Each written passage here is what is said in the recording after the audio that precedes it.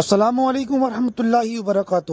پیارے ناظرین، بزرگوں، دوستوں اور ساتھیوں، ایک بار پھر ہم ایک مزار شریف کی ویڈیو آپ کے لیے لے کر آئے ہیں۔ امید کرتا ہوں کہ آپ اس ویڈیو کو مکمل دیکھیں گے۔ آئیے سرکار کا تعارف کراتا ہوا چلوں۔ جی ہاں، یہ مزار شریف احمد آباد میں ہے، جن کا نام حضرت شاہ عالم رحمۃ اللہ علیہ ہے۔ جی ہاں، یہ وہی مزار پاک ہے جہاں پر پیارے آقا صلی اللہ علیہ وسلم کے قدم مبارک کے نشان ہے، پتھر کے اوپر۔ جی ہاں، کس طرح اللہ والوں کی شان ہوتی ہے، کس طرح اللہ والوں کا رتبہ ہوتا ہے، یہ وہی سمجھتے ہیں جو ان سے محبت کرتا ہے۔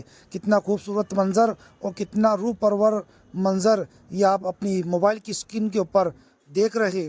کیا شان اللہ والوں کی اور کیا بات ہے۔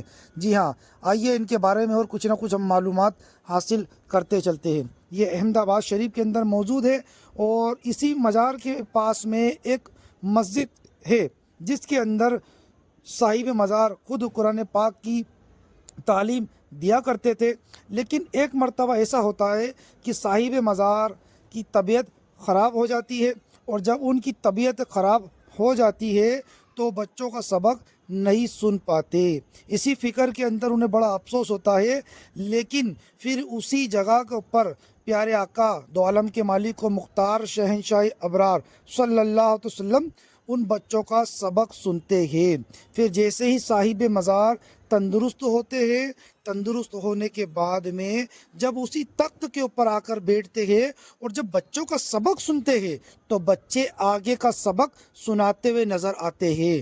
لیکن اللہ والوں کی نگاہ کی کیا بات ہے، سرکار یہ صاحب مزار فرماتے ہیں کہ آپ کا سبق تو اس طرح تھا، یہاں پر تھا۔ تو بچے فرماتے نہیں حضرت، کل ہی تو آپ نے سبق سنا تھا اور آج ہمارا سبق یہ ہے۔ جیسے ہی صاحب مزار اپنی نظر کو اٹھا کے دیکھتے ہیں تو سامنے کیا دیکھتے ہیں، نبی پاک صلی اللہ علیہ وسلم خود جلوہ کر ہے۔ پھر پیارے آقا فرماتے ہیں کہ ہم جانتے ہیں کہ آپ کو بچوں کا سبق کا بڑا ملال تھا، اس طریقے کے واقعے ہمیں اپنے بزرگان دین بتاتے ہیں۔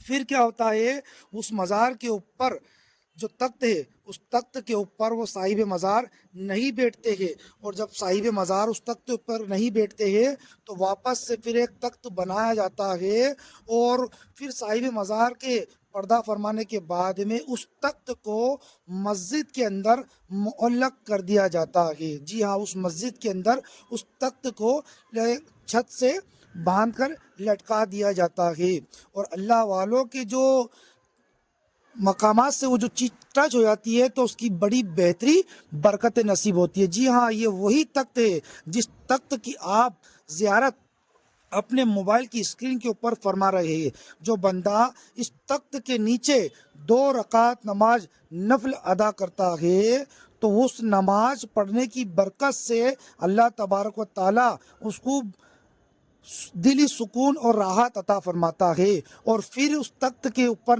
اس تخت کے نیچے نماز پڑھنے کے بعد میں جب وہ پیارے آقا صلی اللہ علیہ وسلم کے وسیلے سے دعا کرتا ہے تو اللہ پاک وہ دعا کو قبول عطا فرماتا ہے۔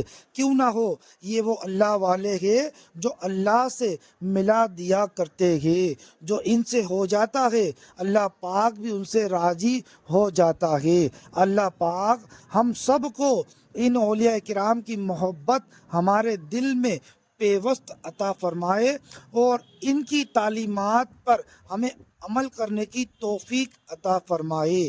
جی ہاں، اس مزار پر آپ جب بھی آئے تو مکروہ وقت نہ ہو تو ہمیں چاہیے کہ اس تخت کی برکتیں حاصل کرنے کے لیے اس تخت کے نیچے 2 رکعت نماز نفل ادا کرے، اور اللہ اور اس کے رسول کا واسطہ دے کر، صاحب مزار کا واسطہ دے کر اللہ پاک کی بارگاہ میں ہم دعا کریں گے تو انشاءاللہ تبارک و تعالی وہ ہماری دعا قبول ہوتی ہوئی نظر آئے گی۔